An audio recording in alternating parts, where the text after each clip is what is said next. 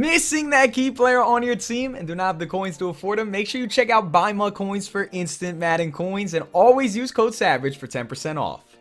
Yo guys, what's going on? It's Savage here. Welcome back to another episode of everybody's favorite. It is Road to Red Paint, and this is a huge episode because guys, after battling all season long, we clutched up. We went on a monster win streak to end the season to birth ourselves into the playoffs. The wild card round is today. Smack a big fat thumbs up on the button. Let's break 500 likes for the Road to Red Paint Season 3 squad going into the playoffs in their first season of MUT head-to-head. Guys, I couldn't do it without you. Pat yourselves on the back. Your suggestions have gotten me where I am with the Road to Red Paint squad. You guys are doing an amazing job. I cannot thank you enough. I'm glad you guys are loving the series. Comment down below if you guys are enjoying the series, and of course, smack that thumbs up button as I said. And if you're new around here and you're like, yo, what is Road to Red Paint? This seems pretty cool. You could go to my channel, click playlist Road to Red Paint Season 3, watch it from episode 1 to where we are now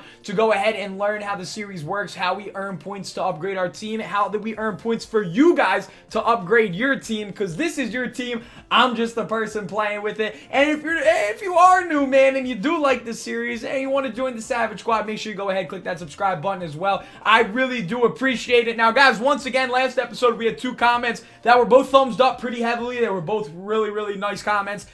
And we got 2 more comments today. If you want a chance to be featured in a Road to Red Paint episode, all you got to do is suggest who you think we should go ahead and pick up. And if a lot of people agree with you, they will thumbs up your comment, maybe even reply to you. Yo, bro, good idea. Love to see my people, my community interacting with one another in a very positive way. It's the best thing to see as a freaking content creator. I love you guys, and I'm happy you guys love each other too. And with that said, man, we got comment number 1 from Jason Crocker. He said, get the Calvin Johnson power up, use 220 training to get him to 87 speed, or 495 training to get him to 88 speed. Now, ironically enough, our next comment says, guys, our boy Sad needs a kicker. This is from Cecil Stover.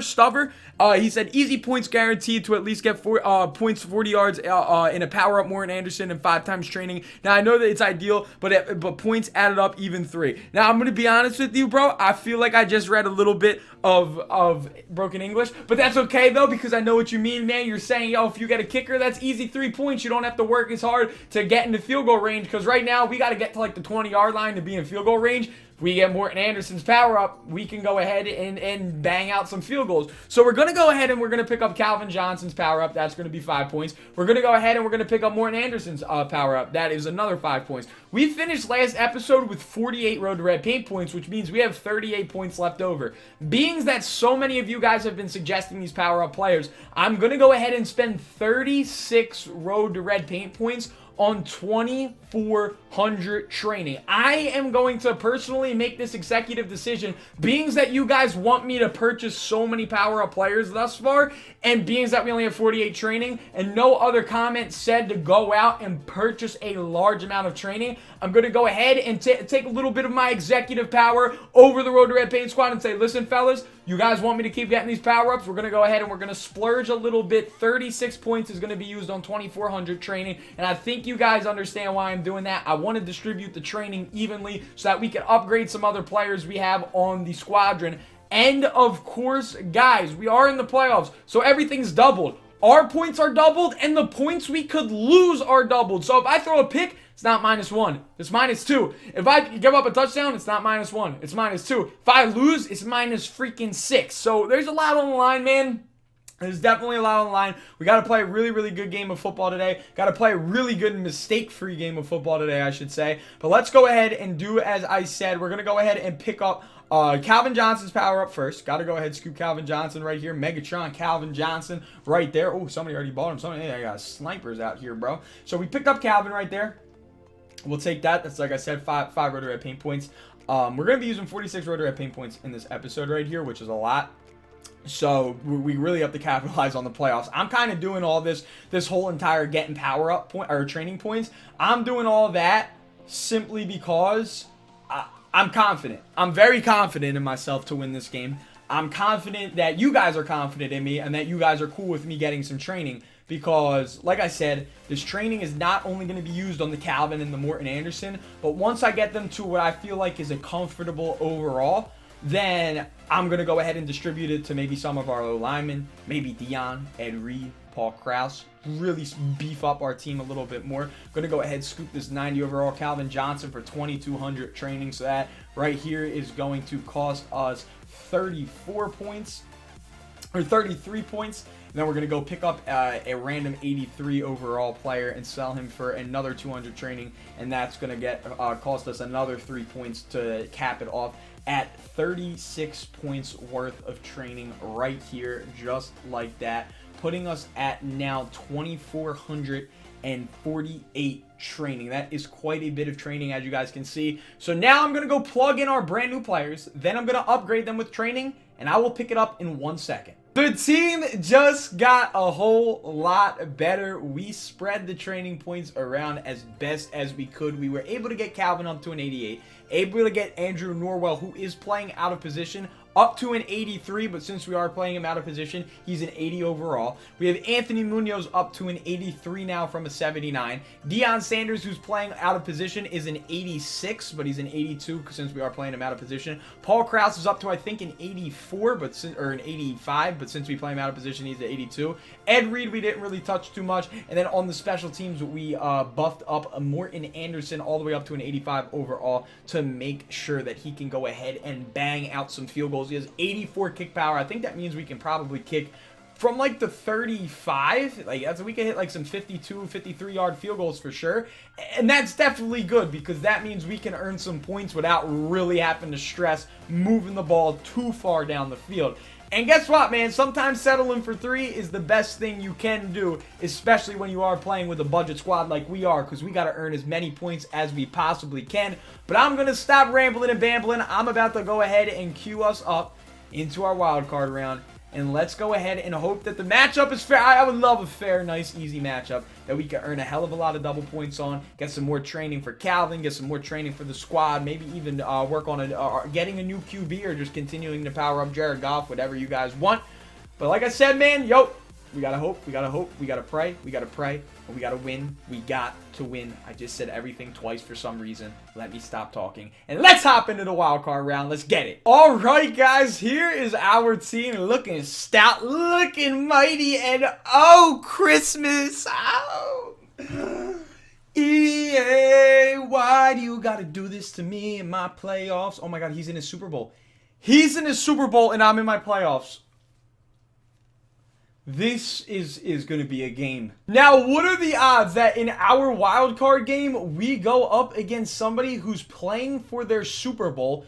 And right here, your boys' reads on the very first play of the game are absolute garbage. But that's perfectly fine, though. But, dude, like, what are the... honestly, like, what are the odds of that? We're actually playing against somebody who's not in just some, like, meaningless seasons game. This guy is playing for a Super Bowl reward, a Super Bowl, like, reward pack and stuff. So, we got to be mindful of that. We got to be ready to go. We got to do our thing, and we got to hopefully execute as best as we possibly can. And right here, I got R1, who is wide open. That is Tyreek Hill, man. Let's go. Having Calvin Johnson on the field, it makes me honestly feel a lot better. I won't even lie. I will not even front. Calvin Johnson is just a force to be reckoned with. Right there, I wish he kind of could have like chipped Ted Hendricks so I could have maybe got some more yards out of it. But so far, so good. The squad's not looking too bad. I mean, if anything, our O-line's holding up pretty well. We did get sacked on the first play of the game, but other than that, I mean, I don't want to jinx anything. We're playing pretty freaking good. Got to see what kind of coverage he gives us right here. He just gave us hard flats. The outside is wide open. That is Calvin Johnson. Stop and go, man. Calvin Johnson debut in the playoffs for us with a freaking touchdown, man. Not only are we trying to make it to the next round of the playoffs, but we're trying to spoil somebody else's Super Bowl, man. Come on. We get our turn on the defense now. We're obviously going to be sending some pressure right here, hoping it's not a run. It is not. And we got freaking Josh Jones, who not only is one of my favorite cards that we've gotten, and he's been on the team literally since like episode 3, which is crazy. Like, he's like a veteran on the freaking Road to Red Paint squad. Like, he is a freaking vet. This dude is a veteran for us. He's been absolutely eating in not only me using him, but in the freaking blitz game, dude. He's been getting some sacks. He's been creating some pressure, causing some discomfort for the offensive lineman and the quarterback. That is what I like to see, man. That is what I like to see. We got Denzel Ward getting his freaking socks spun out of him, and Jabril Peppers able to contain Ricky Williams before he does any more damage right there. Got to be mindful of that. Here we go, man. 1st and 10 now. We're changing up the defense a little bit. I've got to see what he's doing. It's not actually going to be a freaking... It's not going to be anything that we haven't seen before. It was literally just crossing routes. And look who freaking comes up with the user interception. Freaking Josh Jones with the lurk, dude. He's so good. We're definitely showing our dominance early on. And it's looking like Marcus Valdes-Scantling does not have a defender in front of him. We might be able to exploit that matchup. There is nobody on that side of the field. Absolutely nobody in sight. Marcus Valdes-Scantling with free release over the top. And this game is really good at contacting open receivers. I have no idea how our opponent could even get remotely that lucky with the fact that, well, we sort of kind of didn't get the catch that I thought we were easily going to get. But that's perfectly fine right there. Tyreek Hill able to go ahead and bounce back for us. I kind of wish we had a bigger back for these types of situations, but that's perfectly fine, man. We're going to give it to Tavon. We're going to let Tavon try to make a play, and Tavon is getting us all the way down to the 1. A lot of pressure is effective against this team, and right there we got Tyreek Hill. It seems like EA does not want us to easily win this game. They're going to make us earn our points, which is kind of silly because, well, you know... Wow, we really had a touchdown to play before, and we do not have the time to get the ball out of our hand right there. So we are going to have to settle for 3. Should be money with good old Morton Anderson. Little frustrated, though. Should definitely be up by 14 right now. Things happen, though. I'm definitely a little tilted. Little tilted after that mishap right there. But that is perfectly fine, because if it's not Josh Jones with the users, it is my boy Jabril Peppers, man. Another interception. Going to be working with a corner route on the short side. Now, I won't recommend this, but we're going to go ahead, try to force it, just see what we could do.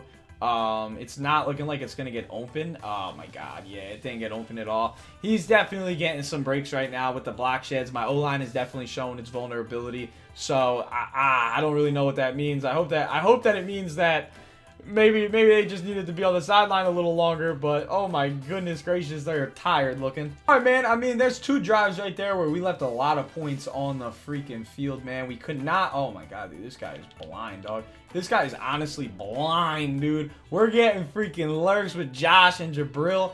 He's making it not that bad that we're leaving points on the field. I'll tell you one thing, it feels good playing with the lead, though. This was like one of like those rare occasions where we actually have the lead. So I'm cool with like kind of everything that's going on right now, even though it might not be the best. But let's see what we got. Oh my god, dude, that's Ant Bar. Ant Bar isn't even a freaking pass rusher. I have to max protect or something, dude. He's just getting the sheds of dreams right here out of this 3-4. That's so weird, because 3-down lineman sets don't really shed that much. But I mean, I guess our team is like pretty bad, so I can't really be too angry about that. Gotta go right here to Calvin, and Calvin with the monster reception. That might be enough. Is that enough? Yes, it is, man. Gotta stop looking for the big play and leave those checkdowns on the field. That is definitely something that's going to help us when he does get those block sheds or he does send pressure and stuff.